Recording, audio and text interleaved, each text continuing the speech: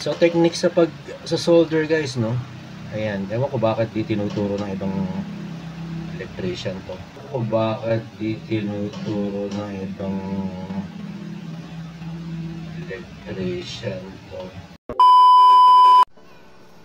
Hello guys. Ito, mapapansin nyo yung ilaw. Ayan. Mahina na. Ayaw na mag 100%. Ayan, hindi katulad ng kabila. Ayan, maliwanag. Ito hindi na. Ayusin natin to bukas. Okay. Wala na talaga. Oh. Ayaw na tumilim. Ayan na 50% na isa. Ito wala na. Ito okay oh. Hindi, ito wala na talaga. So, what's up mga idol? Ayan. Ayan, so nakita nyo kagabi, mahina na. I think mahina na yung battery. Kasi, hindi na siya makatagal ng, ayan, chinek natin nga kagabi to mga 12 p.m. ay 12 a.m. pala. 12 a.m. So nakita nyo naman mahina na. Hindi na katulad ng dalawa na malakas pa. So try natin palitan yung battery guys, no? Ayan. Ito nga pala guys, nabili lang natin sa Shopee, no? Almost 3 years ko na rin gamit. At okay naman, so far okay naman. Mas maliwanag compare sa mga solar lights na ayan, nabibili natin.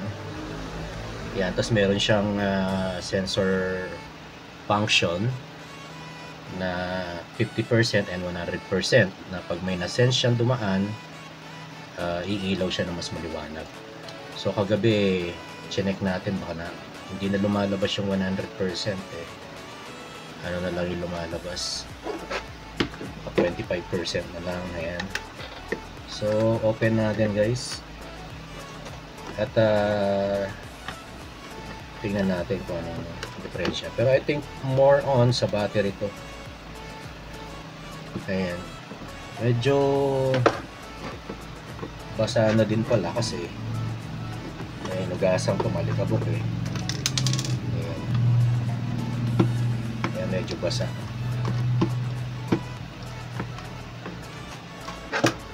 Ayan, nabili pala natin sa Shopee to. Magkano ba to? Nasa 450 yata. Ayan, unang nasira dito yung charger niya. Ayan, yung solar panel. Tapos ginawa natin,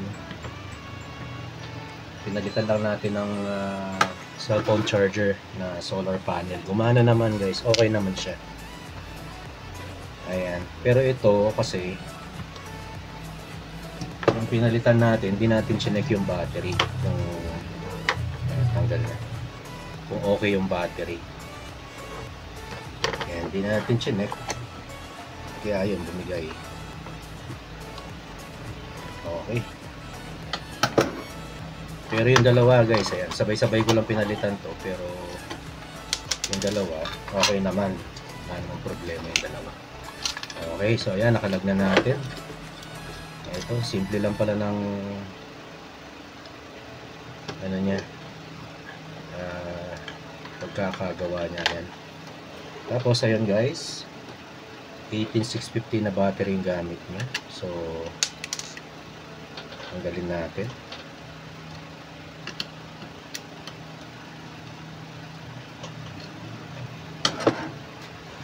Itong ilaw na to guys, ayan, kung gusto nyo maliwanag na ilaw, ito bilhin nyo. Kasi subuko na talaga ito maliwanag to. Ayan, although isang battery lang siya, one battery lang siya, pero tumatagal yan guys. Unlike yung mga solar na nabibili sa ano. So ayan na nga guys, mababa na yung reading niya. Ayan, nasa 3.9. Kacha-charge lang nito pero 3.9 na lang. Tsaka hindi na rin tumatagal, so ibig sabihin mabilis na ma-drain tong battery to. Wala na rin, palitan na lang natin. Okay. So, cut lang natin yung battery.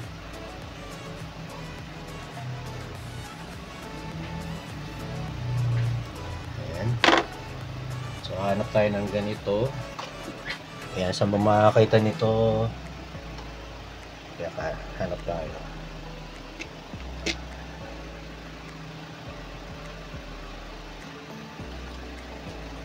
Teka.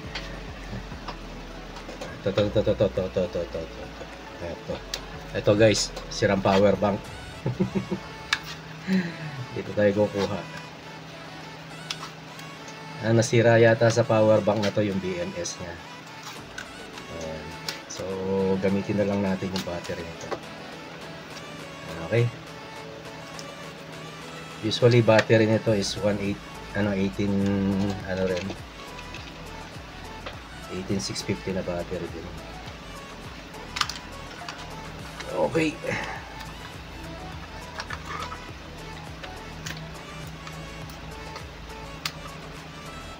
Ayan. So ito, check natin. Ito. Mukhang okay pa to guys. Nasa 4 volts pa.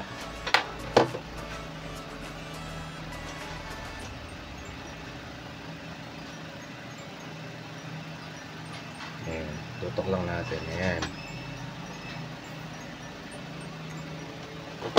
Pero usually pag full charge to 4.2 eh. 4.2. Hindi ako nagkakamali. Hanap tayo ng medyo malakas-lakas para isang palitan na lang. Yeah. Ay. Tingnan natin ito. Ayan.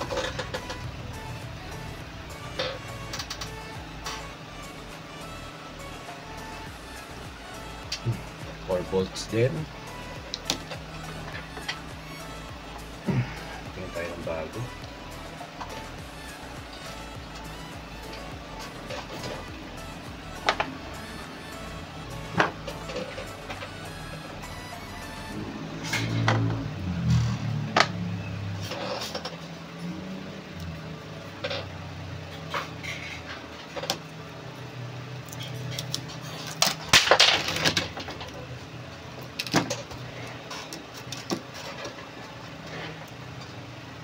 So check natin to.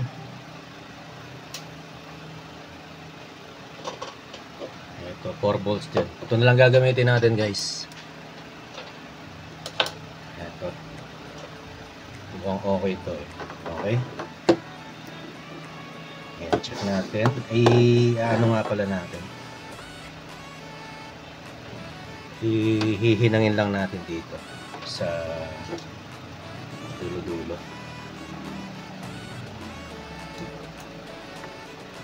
Ayan. So, yung pinagkalagan natin guys, yung blue yung negative.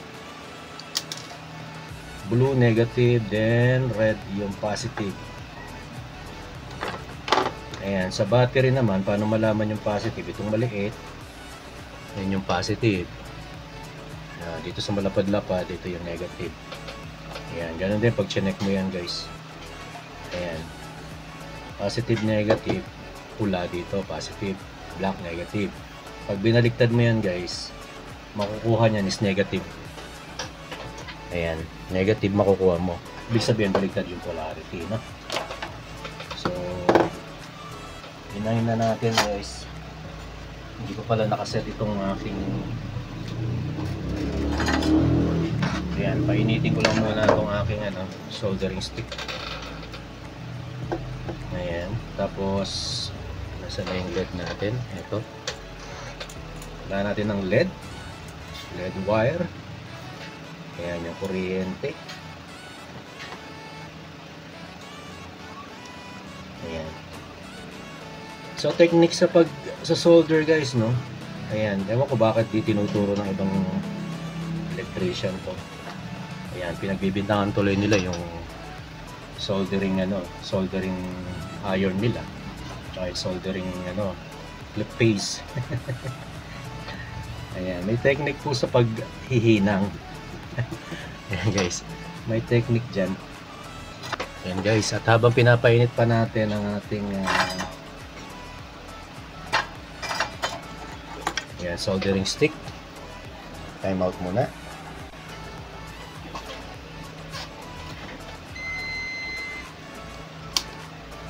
At ayan, mainit na yung ating soldering stick, no? Soldering iron or stick, pares lang yan. So ayan, mabilis na siya magtunaw. At alinisin natin. Madumi.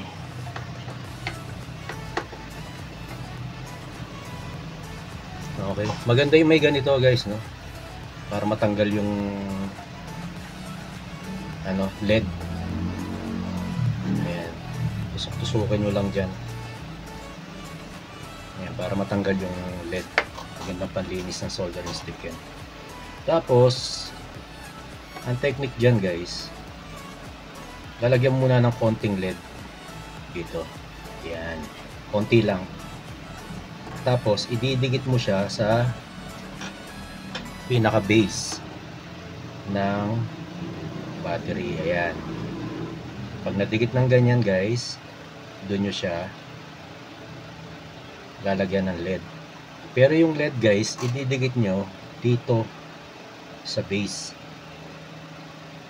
no? Diyan nyo ididikit yung LED, hindi dito. Ayan, para umagos siya, no? So kailangan lagyan din natin itong mga dulo-dulo nito. Ganon din yung technique guys, lagyan nyo lang ng konti yung dulo. Ayan, yung dulo nitong wire nyo. Ayan, lagyan nyo ng konti, tapos dikit nyo.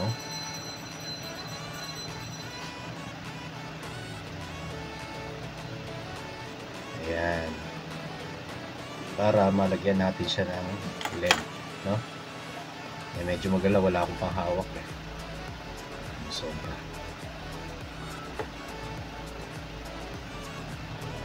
Okay, so ayan, may LED na to. Itong kabila naman, itong positive naman. So lagyan ulit natin ng konti. Tapos ganun din.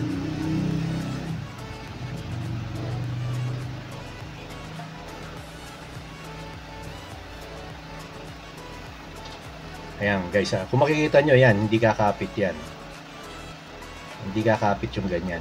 So kailangan talaga ididikit mo yung may tunaw na LED sa dulo ng soldering iron mo. Tapos ididikit mo siya doon sa mismong alambre para umagos. Ayan. Ayan, umagos na siya. Dagdagan lang natin. Doon pa lang siya didikit. Ayan, sobra. So okay na, meron na siyang LED guys. Ayan, konting-konti lang, sakto lang yan. Tapos once na lagyan mo na ng LED, may LED ng parehas to. Ayan, lalagyan mo siya uli ng konti pa. Ayan, konti rito. Tapos didikit mo lang yan dito, tsaka yung soldering stick. Ayan. Kita, ang bilis dumikit guys. Ayan. Ganun lang yung technique. Eh, iba kasi mali, dinidiretso nila kasi. So mali po yun, no? So ito, meron na siyang LED. Tunawin lang natin tong LED nito.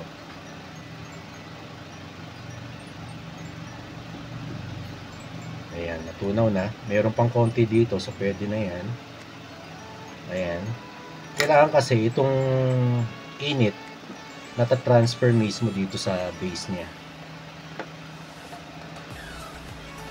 Ayan, para may contact siya.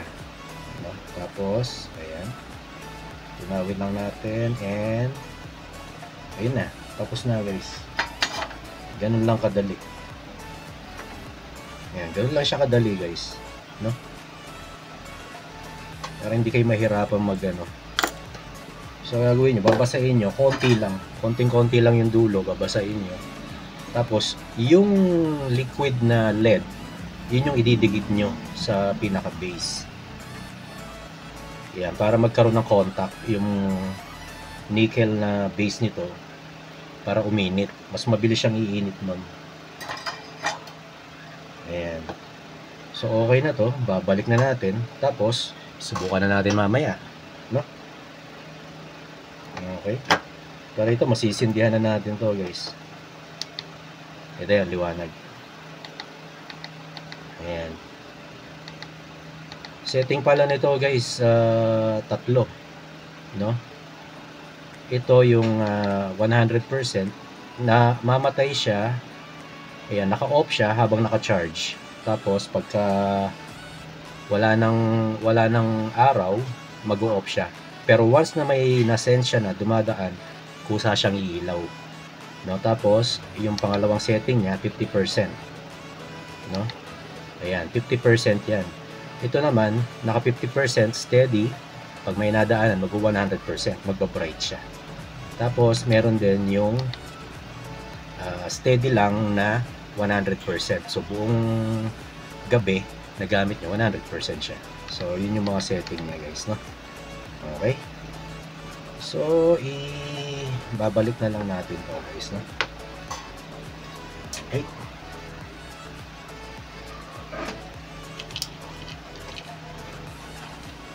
So, ilalak lang muna natin yung battery. Babalik.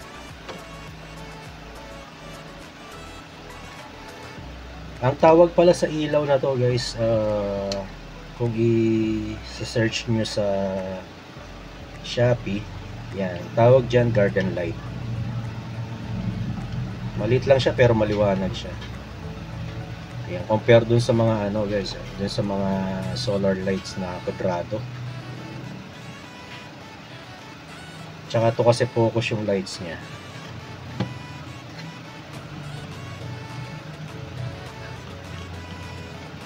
Ayan. Sige pa na natin yung lock ng battery. Tapos, pagdidikitin lang natin ulit. Ayan. Tsaka kung mapapansin nyo, may mga lente. Ayan. Kada solar lights niya, no? Kaya malakas siya, no? Okay. Ayan. Babalik lang natin yung mga tornilyo, guys.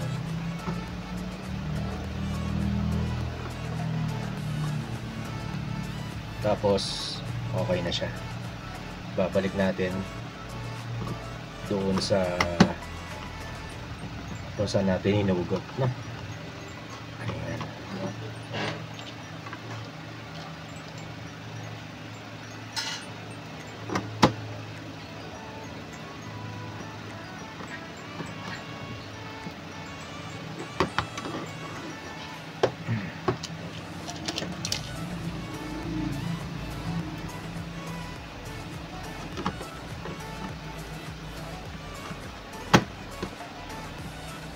Yeah, kadalasan nagiging problema nito, guys, itong